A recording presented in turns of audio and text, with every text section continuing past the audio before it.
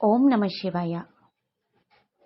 నేను చెప్పే ఈ స్తోత్రాన్ని ప్రాతకాల సమయంలో పఠించుట వలన ఆయురారోగ్యాలను అష్టైశ్వర్యాలను పొందుతారు. మరియు మనిషిలో దాగి ఉన్న కామ క్రోధాది అంతఃశత్రువులను నాశనం చేస్తుంది, పాపాలను నాశనం చేస్తుంది, చింతల నుండి దుఃఖముల నుండి ఉపశమనం కలిగిస్తుంది. ప్రతి నిత్యం జపిస్తే విజయం వరిస్తుంది. అంతేకాకుండా ఈ స్తోత్రంలోని మంత్రం నమశివాయ అనే మంత్రం కంటే 3 కోట్ల రెట్లు ఎక్కువ మహిమాన్వితమైన 3 కోట్ల సార్లు నమశివాయ అని స్మరిస్తే ఎంత పుణ్యం వస్తుందో, ఒక్కసారి అరుణాచల అని స్మరిస్తే అంత పుణ్యం వస్తుంది. అరుణాచల అనేది జ్ఞాన పంచాక్షరి, నమశివాయ అనేది యోగ పంచాక్షరి.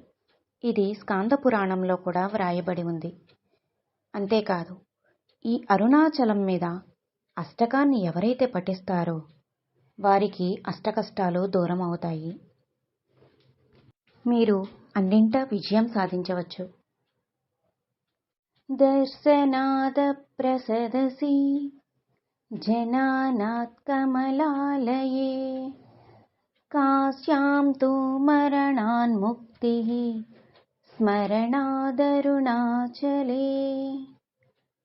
కరుణాపూరితాపాంగం శరణాగతవత్సలం తరుణేందుజటామౌళిం స్మరణాదరుణాచలం సమస్తజగదాధారం సచ్చిదానందవిగ్రహం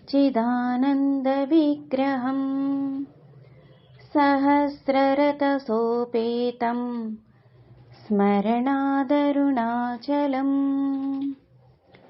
కాంచనాప్రతిమాభాసం వాంఛితార్థఫలప్రదం మాం చ రక్షాసురాధ్యక్షం స్మరణాదరుణాచలం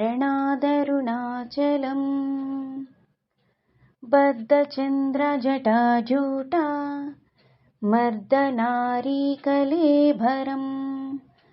వర్ధమానాదయాంబోధిం స్మరణాదరుణాచలం కాంచనాప్రతిమాభాసం సూర్యకోటిసమప్రభం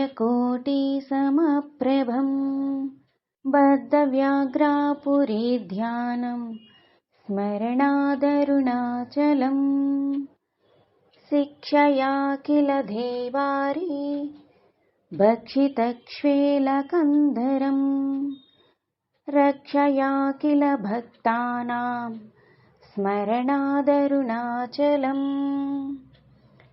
అష్టభూతి సమాయుక్త మిష్టకామా ఫలప్రదం శిష్టభక్తి సమాయుక్తాన్ స్మరణాదరుణాచలం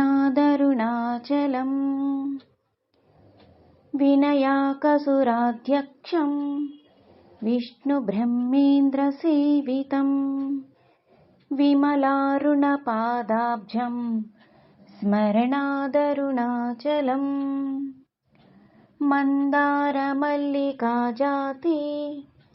కుందచంపకపంకజై ఇంద్రాదిపూజితాం దేవీం స్మరణాదరుణాచలం